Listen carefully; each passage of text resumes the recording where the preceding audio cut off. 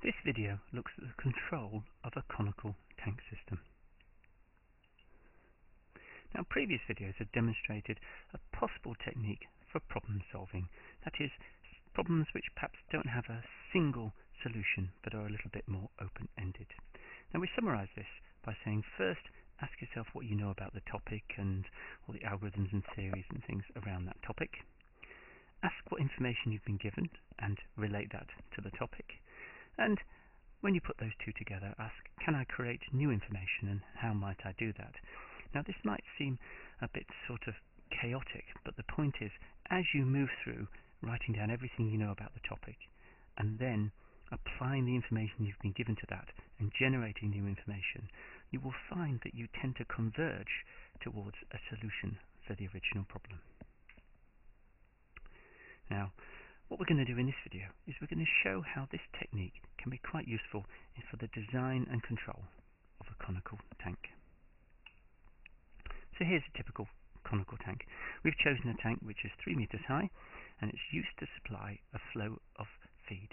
And the flow of feed is 0.02 times the depth in the tank. Now, the tank has got a controllable input flow. It's over here, F in, which you can choose, but that's got a maximum of 0.1 meters cubed per second. And it's got an erratic unknown disturbance input, that's marked here, which could be as large as 1 meter cubed at occasional times, and this could be due to a recycle component. What you're asked to do is evaluate the effectiveness of a given control law. Here it is, K of S, which basically links the flow in to the depth in the tank. And what we also want to do is look at how does the effectiveness of this control law change if we change the slope of the tank. So we could have 10 degrees, 20 degrees, 30 degrees, or 40 degrees.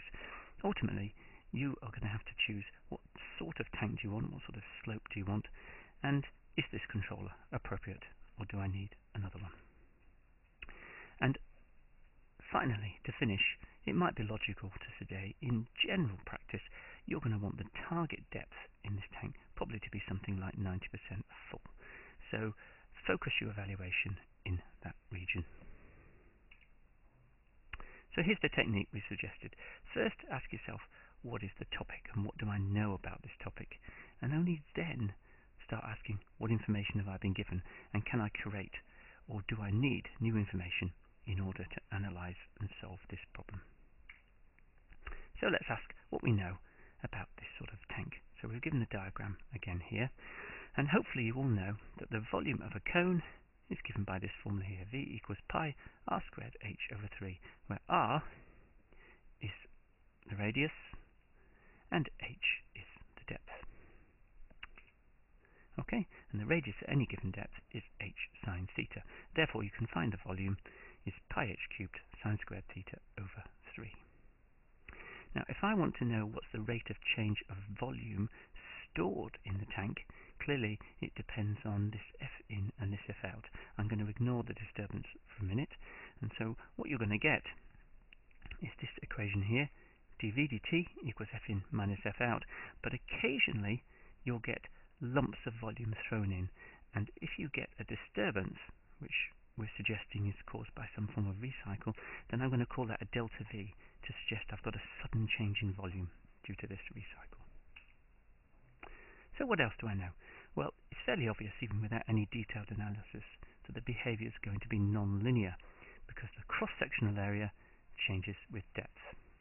So what I'm going to do next is I'm going to express the model in terms of depth, not volume, because the control law and the outflow are also expressed in terms of depth.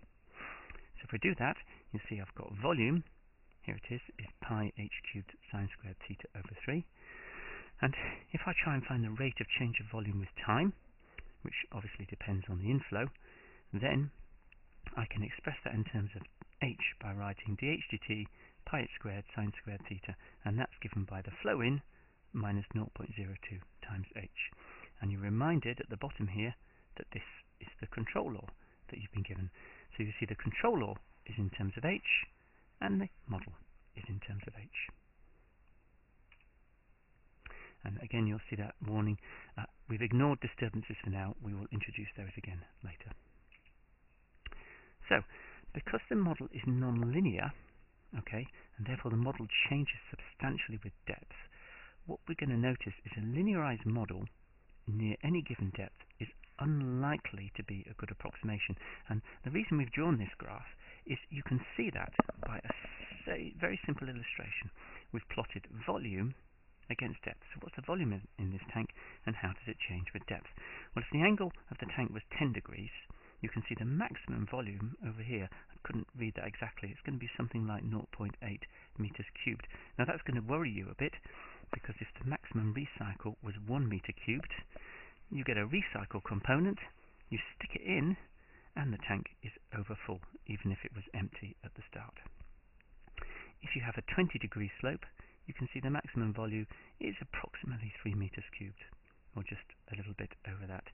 If you have a 30-degree, the maximum volume is around 7 meters cubed, and if you have 40 degrees, it's getting close to 12 meters cubed. So you've got radically different volumes as you change the slope. And where this is significant is you have to look at this recycle of 1 meters cubed. Okay? And clearly, a 10-degree slope isn't going to be able to cope with the disturbance of 1 meters cubed. Now, how does the fill rate change with depth if you assume that F in minus F out is constant? And again, this is just to explore the nonlinearity of this system. So you'll see on this axis, I'm plotting dH dt for a fixed net flow into the system. And what you can see is there's a huge variation. So for example, with a 40-degree slope, dH dt could be as large as 3 up here, and down here it's down to about 0.1. If you had a 30-degree slope, dH dt is 5 up here, and down here it's down to something like 0.2. So there's a huge variation in dH dt as you change with depth. So it's clear that this model is highly nonlinear, and any linear approximation is only going to be valid over a very narrow range of depth. Okay, so there's the summary. The system dynamic gain, okay, changes substantially as depth changes. So a linear approximation is unlikely to be effective. And I should emphasize here I've used the word dynamic gain, not static gain, as you will see shortly.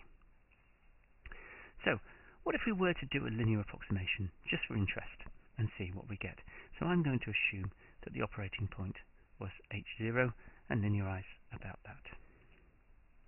Now this might look like a lot of algebra, but don't worry about it too much. We started with this as the model. dH dt equals f minus 0.02h over pi h squared sine squared theta. I'm going to linearize about a point h0, so I've created a deviation variable, and I've said h equals h dash plus h0, where h dash is the deviation variable. Now I'm going to do the same with f, so I've got f dash equals f minus f0, and now if I put in my operating point, I should get 0 for the derivative at the operating point. So f0 minus 0.02h0 over pi h0 squared sine squared theta is 0. So what I can do next is I can take my original model, okay, and I can express it in terms of my operating point and my deviation variables. And that's essentially a bit like taking a Taylor series expansion. And this is what you get. You see, you get your term in terms of the operating point, you get a term in terms of the deviation in depth, and a term in terms of the deviation in flow. So if I rearrange that into something a little bit neater, you end up with something like this, and I'm not going to dwell on the particular algebra. Okay, and finally, if I simplify it out, okay, into what's called a standard time constant form, you get this at the bottom. Pi h0 squared sine squared theta over 0.02 times dh prime dt plus h prime is approximately 0.02 f prime. Now what's interesting about this linearized model, which is entirely in terms of deviation variables? Well, you notice that the steady state gain does not depend on the operating point. The steady state gain is this 0.02 here, and you see it does not change. I can put any operating point h0 I like, any operating point f0 I like, and I get the same steady state gain. And that's not surprising, and if you think about the original system, you'll come round to thinking, oh well, perhaps that's actually what I expected. Okay. However, you'll see that the time constant changes substantially. Okay, so here's the time constant for the linearized model, and you can see that's hugely dependent on H0. What about the impact of a disturbance?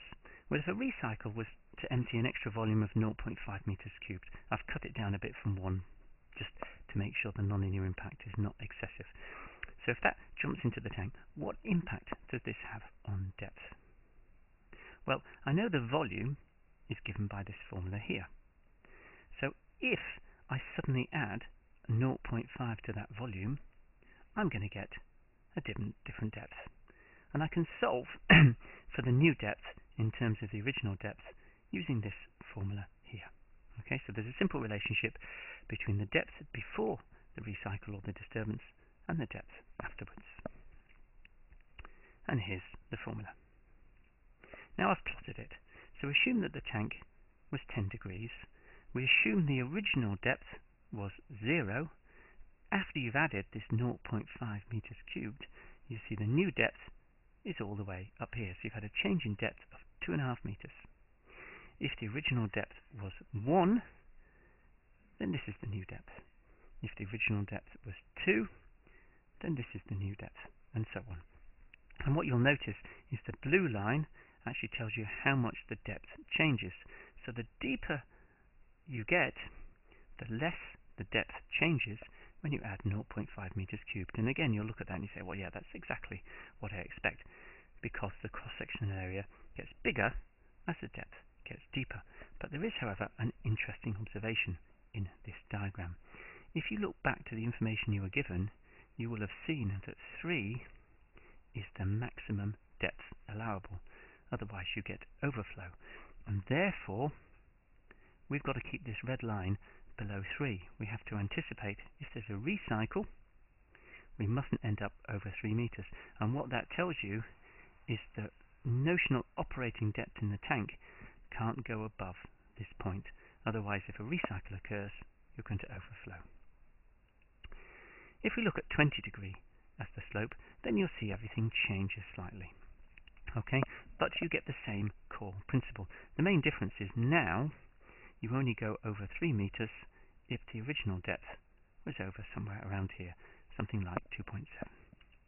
If you go up to 40 degrees, then you see you can actually stretch. You can go almost up to 3 meters, and the recycle will not cause you to overflow. So some reflection. In practice, you would want to run with a tank at least half full and probably a little bit more, okay? Which means that you want the depth to be between 2 and 3 meters. And in this case, the change in the dynamic gain is not as significant as if you were to allow for low depths. So if you look at all these diagrams you've generated, and what we've been doing is trying to understand the process, understand the nonlinearity, then essentially what we've come up with is you don't want to be operating at low values of depth, because you'll get lots of nonlinearity, and therefore it will be difficult to use linear analysis or a single control law to get good behavior. Now I should emphasize, up to now, all we've been doing is asking questions like, what do I know? We've been applying standard analysis tools to the scenario to try and understand the scenario. We haven't yet really tackled the problem, because if we haven't got a good understanding of the underlying scenario, then we won't know what to do with the information we're given or how to tackle the problem. So what requirements was I given then? I was said, evaluate the effectiveness of this feedback law, okay? And in particular, think about what happens if you're about 90% full. Well, 90% full essentially means that the operating depth is around 2.9 meters, which you could do if you were a 40 degree slope tank, but if the tank was something like 10 or 20 degrees, you actually couldn't go that high, because the recycle would cause overflow. Right. As the system is highly nonlinear, then we're going to need a nonlinear simulation environment in order to investigate the behavior of this system. We can't use simple transfer functions and linear analysis. It will not be valid. So I'm going to use Simulink in order to generate some simulations to show what happens when we apply this control law to the tank. Okay, so the model equations that I'm going to put into Simulink, we know the rate of change of depth with time is given by this equation here. We know that the control law is given by this equation here, and we know that if we have a sudden disturbance input, then we can use an equation something like this. So here we've got the principal dynamic, or the underlying model, the control law, and the impact of a recycle, which gives a sudden change in depth. So here's the simulations if we assume the tank had a 10-degree slope. Now what you'll see is if you were going for 1 meter depth to a 2 meters depth, the control law's not too bad. However, if you look back at the flow, you will see the flow is saturated for a significant length of time. And that actually will cause you problems because my simulation hasn't got any integral desaturation in it, so the saturation will cause you some problems. If you then had a smaller jump from 2 to probably 2.2, again you see it's not too bad, but if you look carefully you'll see there's a long time coming back to the actual desired depth. Okay, so what I've said is the behavior is okay. I wouldn't say it was good, but it's okay. But the control is clearly saturated a lot of the time, and so this control law does need some modification. Now, if I add a recycle, and you see that's what's happened here, because I've got a sudden change in depth from 2.2 up to 3 meters, and that's due to the recycle component, and then said, well, can the control law cope with this? And what do you notice? Well, the control law is saturated for a long time. Essentially, it switches off. But here's the dangerous point. It should switch back on again when we get to here. But it hasn't. And again, that suggests that we need some integral desaturation policy, because it's been saturated so long, it's got integral wind up, and it's not sorted itself out, and it takes a while before it comes back together to control this depth. So integral saturation causes overshoot, and it also causes undershoot. So by doing this simulation, we've spotted a key problem, that this compensator, the dynamics aren't disastrous, but it's saturating a lot, and therefore we need effective integral desaturation policies, or we certainly can't use this control law. What if we have a slope of 20 degrees? Well, here you're now beginning to say that the behavior when I have a target change in depth is simply not satisfactory at all. And again, if you look at the reason why, if you look at the control law, you can see the control law is saturated a lot of the time. When we add the disturbance, which is what we've done here, so you get a sudden jump up in the depth, again, you see you've got a lot of saturation, and the behavior is essentially no good at all. So this is bad. Alright? So I have two issues here. It's likely that the compensator is inappropriately chosen to start with, and also my behavior is being dominated by the control running at saturation levels. Now, here's an interesting question. If you're saturated, okay, all the time, what does that tell you about this system? Does it tell you that the system is underactuated? That perhaps you need to be able to change the flow rate so that it's above 0.1 meters cubed per second. And again, that's the purpose of doing these evaluations, so that you can understand the problem, see the patterns, and then make some design judgments. Now, if I go up to 40 degrees, clearly you can see this is hopeless. The control law is saturated the whole time. You really can't do anything at all. And that, again, may not surprise you, because if you look at a flow rate of 0.1 meters cubed per second, and then you ask yourself how much this tank can actually hold in terms of its volume, once you get up to 40 degrees, you find that 0.1 is quite small compared to the volume, and so it's not surprising that it's going to be very, very slow to fill, and therefore you're going to need the integral component of your controller to be much, much smaller, or you're going to have to do something about this limit. If we detune the PI to try and get around the fact that this 0.1 is very, very small, you can see we can do something when the depth is low, say between 1 and 2 meters depth, but that detuned controller is still totally hopeless at greater depth. And again, that's not surprising, because you remember this system is highly non-linear. So a control law that works in the range 1 to 2 meters is probably going to be totally inappropriate in a range 3 meters, because the dynamic gain has changed by at least a factor of 2, if not more. Okay? So, what this video has done is given an example of problem solving, or you might prefer to use the word, in this particular case, problem analysis. And what we said is a simple approach involves key steps. Ask what topics might be involved, and what should I know about this topic. And you'll see the first thing that we did is we did a detailed model and then analysis. So I spelled that wrong. Analysis for this process. We didn't really look at the question. We said, all right, let's write down the model, let's understand the scenario, use all the knowledge I've got about volumes, about first order models, about linearization, and let's understand the model. And only after we did that did we start looking at the information provided and the requirements that have been given. And we put these two together and we said, well, a good thing to do next would be to do some simulations to actually investigate how the system behaves. So we did some investigations, and those investigations gave us new information, quite valuable information. And what we could do, if we were to pursue this problem, is because we now understand it better, we've understood the design limitations. So we had issues to do with the flow in being less than or equal to 0.1 meters cubed per second, and we might say that's actually a significant design limitation. Alright, and we also understood that our controller, K of S, was simply not up to the job. And so we'd be looking to say, okay, how do we go about designing an appropriate control law for this system? And we also saw that because the system was highly nonlinear, that having a single K of S is probably unrealistic.